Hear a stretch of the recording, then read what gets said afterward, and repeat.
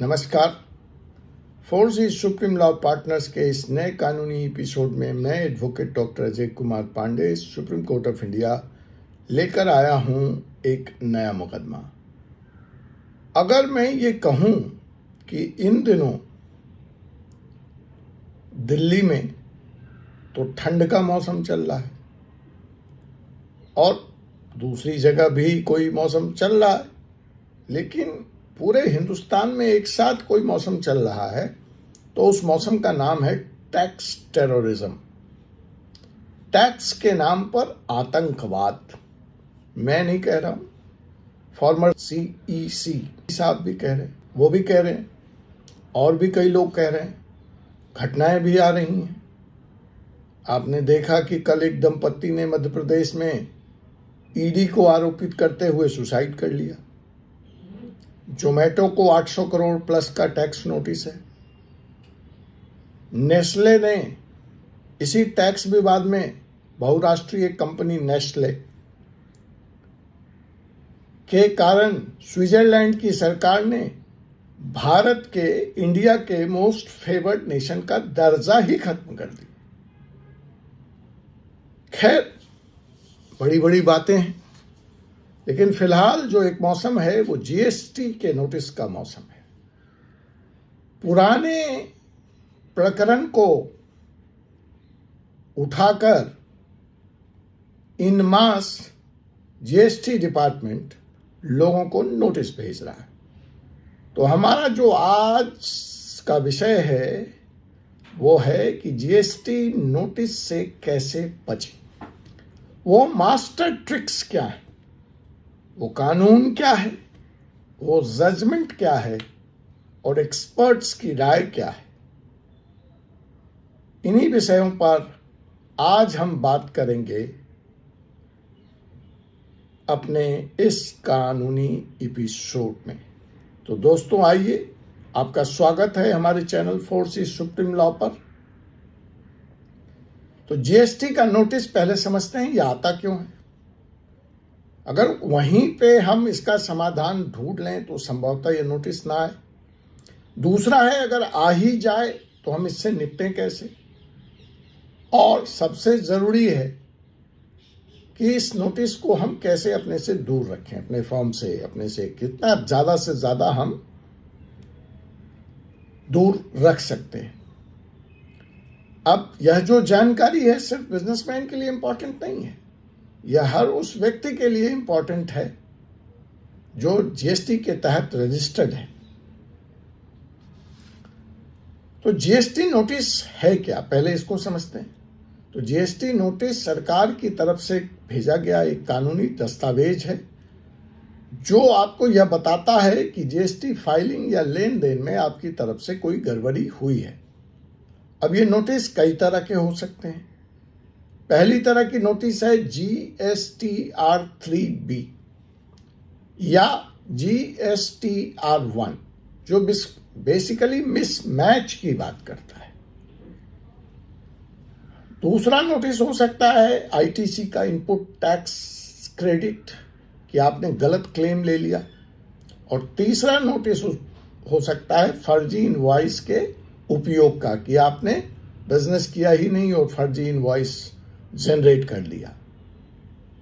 तो सेक्शन 61 में scrutiny of returns करती है डिपार्टमेंट।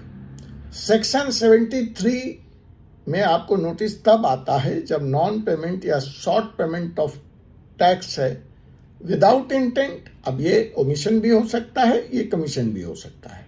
अब ये जो शॉर्ट पेमेंट है वो विदाउट इंटेंट है या it was to defraud the department, to defraud the government, जानबूझ करके किया गया है। और सेक्शन 74 अगर फ्रॉड किया गया है। तो अब इसमें कई बार सरकार की तरफ से भी इस तरह के नोटिफिकेशंस आए, प्रेस रिलीजेस आए कि GST विभाग के नाम पर कुछ गैंग भी सक्रिय हैं जो जबरन वसूली करते हैं।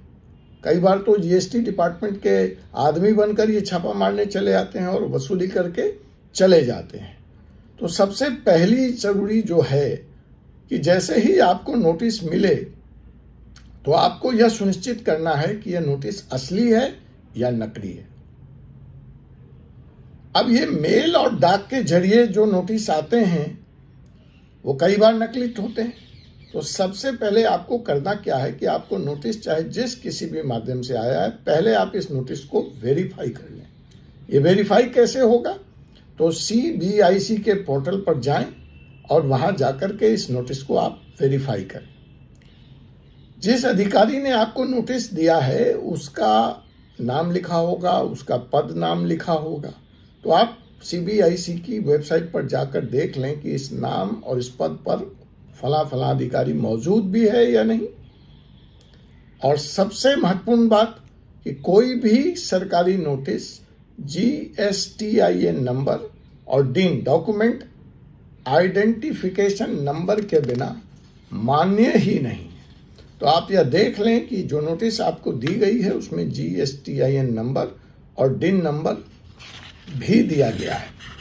अब आता है कि सारा कुछ आपने वेरीफाई कर लिया, नोटिस सही है, तो अब आपको जवाब देना है।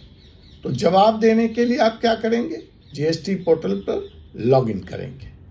डेडलाइन का ध्यान रखें, हर नोटिस में एक समय सीमा लिखी होती है, आप उस समय सीमा पर जवाब दे दें। जांच करें कि जो आरोप आप पर लगाए गए हैं क्या आपने सही इनवॉइस, सही ITC की फाइलिंग की है। इन सब बातों को सुरक्षित करने के बाद पोर्टल पे लॉगिन करें, नोटिस का सेक्शन और विषय पढ़ें, प्रूफ और डॉक्यूमेंट्स अपलोड कर दें। सिंपल। अब GST से संबंधित महत्वपूर्ण कुछ केस लॉ पे भी हम चलते चलते एक नजर मारते हैं। तो Union of India versus Bharti Airtel Limited, इसमें सुप्रीम कोर्ट ने यह सुनिश्चित किया कि क्लेम की एक समय सीमा हो सकती है। डिपार्टमेंट कभी भी अकारण कहीं से कुछ भी उठा करके क्लेम नहीं मांग सकता। तो यह समय सीमा के तहत ही नोटिस है या नहीं है वो आप अपने जवाब में उसको लिख दें। दूसरा महत्वपूर्ण फैसला सुप्रीम कोर्ट का ही है, Synergy Fertichem private limited versus state of Gujarat, जिसमें यह निर्देश दिया गया कि आप मनमाने ढंग से कार्रवाई नहीं करेंगे।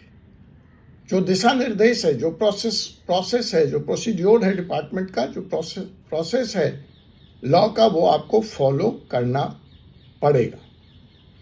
तो अगर आपको लगता है कि प्रोसीड्योर का फेल्योर है या उसकी अवहेलना की जा रही है, तो आपको Synergy Fertichem private limited versus state of Gujarat का जजमेंट डिपार्टमेंट को बताना पड़ेगा। अब आ जाता है कि नोटिस में किसी तरह की पेनल्टी का जिक्र है, तो पेनल्टी कहां से डील होगी? सेक्शन 122 में जुर्माने से संबंधित प्रावधान है, सेक्शन 125 में जनरल पेनल्टी की बात है। अगर अब आपको लगता है कि यह गलती हो गई है लेकिन जानबूझकर नहीं हुई, तो आपको डिपार्टमेंट को बताना पड़ेगा कि सेक्शन 126 के तहत आप पे कार्रवाई बनती है, उसका हवाला दें। और अगर ITC क्लेम गलत है तो संशोधन करें, तुरंत करें। फर्जी इनवॉइस के मामले में उचित दस्तावेज प्रस्तुत करें और समय पर अपना रिटर्न फाइल कर दें। अब चलते चलते जो बात मैंने कही थी कि मैं आपको कुछ गुरु मंत्र दूंगा, कुछ एक्सपर्ट्स एडवाइस दूंगा, कुछ मास्टर स्ट्रोक्स दूंगा, कुछ मास्टर टिप्स दूंगा, तो GST का नोटिस आपको आए ही नहीं। इसके लिए क्या वो 5 मास्टर टिप्स है? तो सबसे पहली बात कि सही अकाउंटिंग सॉफ्टवेयर का उपयोग करें, सभी इनवॉइस और दस्तावेज सुरक्षित रखें, ITC क्लेम से पहले सभी बिल को वेरीफाई करें और GST रिटर्न समय पर फाइल करें। और अंत में लास्ट बट नॉट लिस्ट, एक अच्छे टैक्स एडवोकेट, एक अच्छे कर सलाहकार या वकील से मार्गदर्शन लें। तो अगर आप इन सारी प्रक्रियाओं को समझ जाते हैं, इनको फॉलो करते हैं, तो दोस्तों GST नोटिस से आपको डरने की कोई जरूरत नहीं है, बल्कि जरूरत है इसे सही तरीके से हैंडल करने की। अगर आपके पास GST से जुड़े कोई और भी सवाल है तो कमेंट के माध्यम से हम तक पहुंचाएं। हम उसका जवाब देने का प्रयास करेंगे। वीडियो को लाइक करें, शेयर करें और चैनल 4C सुप्रीम लॉ को सब्सक्राइब करना न भूलें। धन्यवाद। मिलते हैं अगले वीडियो में। मैं advocate doctor Ajay Kumar Pande, Supreme Court of India. जय हिंद, जय भारत, जय संविधान।